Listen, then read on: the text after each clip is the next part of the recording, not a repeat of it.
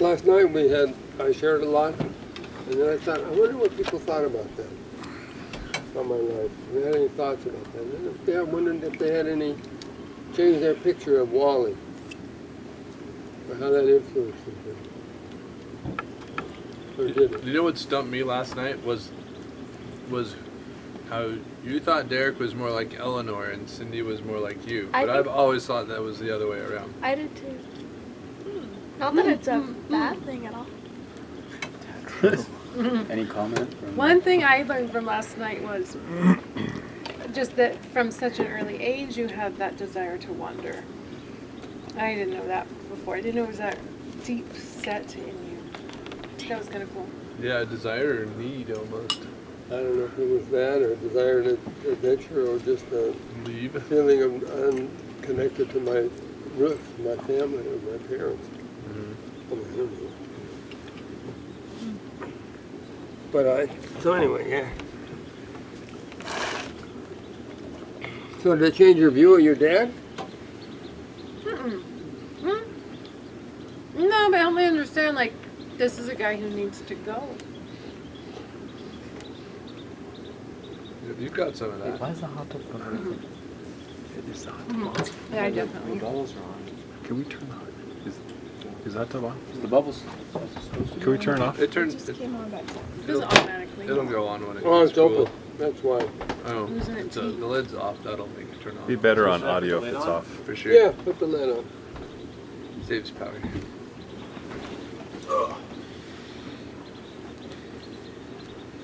Let's see what else did I learn? I thought it was cool, like, hearing last night how you were in a tough spot, and then you went back, and you said you wanted to work with, like, the people that nobody else wanted to work with.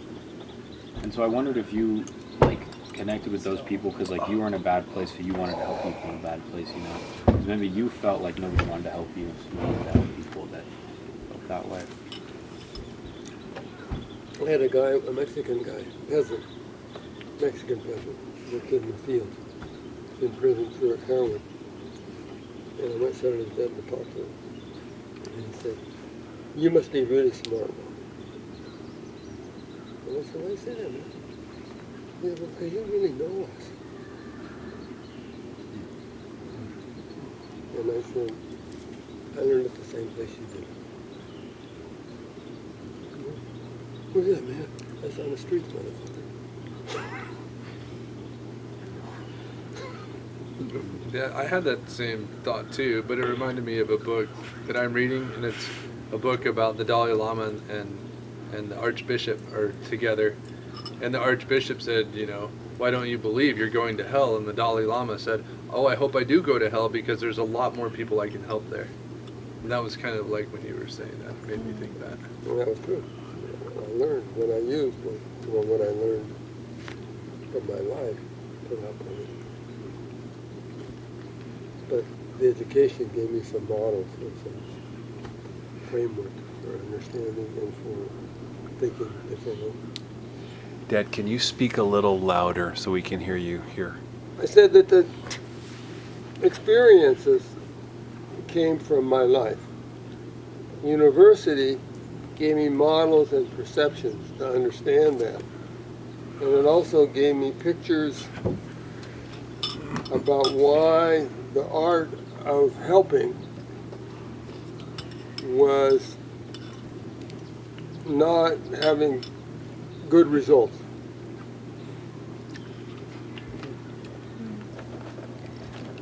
Can I And ask then a- we had to think outside the box. And this with the populations that I was working with. Can I ask a question on a different topic? Yeah. What's been your favorite era of your life? Like maybe your favorite decade or favorite time period, and why?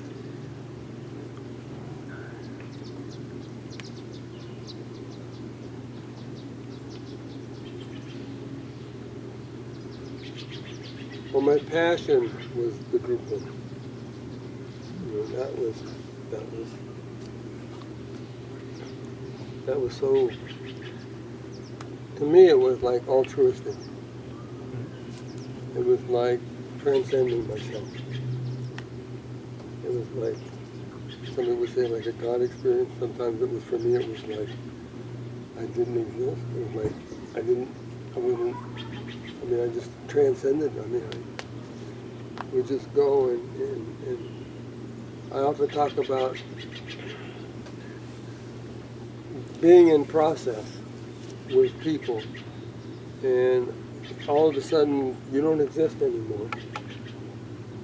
And you're so in tune that you forget about self. And you're so in process that the process takes over and you just trust that you know it's going to be a good outcome, but you don't know how you're going to get there. But you know the ending is going to be great. Oftentimes I faced problems that I didn't know the answer to when I went in. But I was willing to go in there, and most of the time they came out successful, like the time with the kids in the high school. The owner of that company called me Magic Wally, because he never saw anybody that, you always land on your feet. It's always magical how you do that. And I don't know where that came from, but it just happened. So and that altruism, I remember having the group homes, and other people would tell me, Wally, you need to quit the university and just have the group home, because you're so good at it. And you could do so much more. And I had that piece of me that felt I needed security and retirement. So I always had that foot, 2 feet in one of them. And sometimes when I would come home, when I would be driving to the house and the group home was over here and my family was over here, I would get to the intersection where I had to decide, do I go home or do I go to the group home? And I oftentimes, I felt really torn because I had a family over here that were great, that I knew that they were well taken care of, that Eleanor was a great woman, and she did a great job, and I didn't feel they needed me, but then I would look at the group home, and I'd see six kids, and a staff that's struggling, and they needed resource, and they needed some inspiration, and they needed somebody to guide them and help them. And over here I had Eleanor, who was bright, had a master's and was a great parent and had a good background. And over here I had street kids and violent kids and difficult kids and addicted kids and staff who came from the same fiber of society that they were trying to help, but they didn't have a definition inside of them of what was normal and what was healthy. And so it was like, so I never knew which road to go down. So what made you stop the group home involvement? Like that, it seems like that was your love and your life's passion. Because when I got older, I was getting tireder, and then I came to Derek and I said, do you want the group homes? And he said no. And I asked you if you wanted them, and you said no. So I thought, what am I doing with them? There's no place to pass them on to anybody.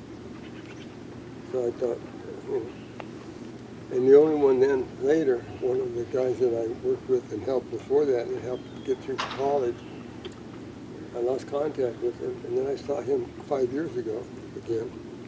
And I told him that I gave him away. And he said, why didn't you call me? I said, I thought about calling you, Rod. But you were vice president of Easter Seal in Chicago. And he said, Wally, if you would have called me, I would have come. I would have loved to have the group. So I just heard somebody would I asked around who would do a good job, who I thought would do a good job. And this guy said, there's this guy up here. I called him. I said, you want him? He said, yeah, I'll take him. I said, you can have him. And my kids didn't want him. And I was getting tired. When was that?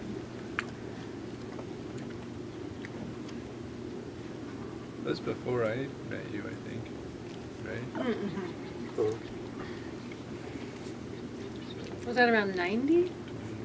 89, 99, or 92.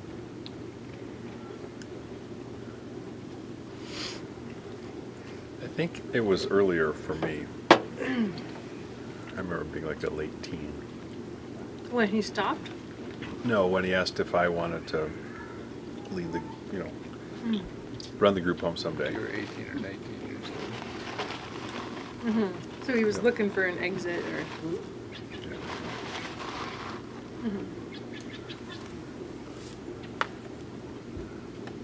How did people join your group homes? Like, did you advertise for them, or I didn't have to advertise. so? How did people find out about them? Reputation. Word of mouth. Who I think the places? social workers who were Yeah. dealing with these troubled kids Social workers. knew about that facility. There's a system in the state where people can So move through facilities and end up at a group So did home. he just register with the state and then they gave him people? No, I would go talk to him, but I was consulting with other programs, and then so I had a reputation, and they knew about me because I had been consulting and working with. I helped Yuba County and Sutter counties create their own foster home or group home system, and I hired some of my people from the university, and my buddy Roger came up to work, and they were foster parents for those programs. And so county probation and welfare departments and social work departments knew me. And when I went to, and when I was coping with this other program where the guy said, I want to sell it to you, and I didn't believe him, I was talking to the counties and to workers, and I was sometimes writing reports on the kids and sending them to the judges so the judges knew me. The judges used to say, some of the judges used to say, I've never seen any kid that I sent to placement that came out as well as the ones that went to Wally. So, I mean, that county was Marin County, and they were always sending the kids. Sacramento County, the day I opened my program, they had 6 kids. They called me up and said, Wally, you opened this? I said, yes, we have your 6 kids right here. They were waiting for me. And then Woodland and Yolo County said, Wally, we got 2 right now for you. And so it was just by reputation and by having a good program. And there were programs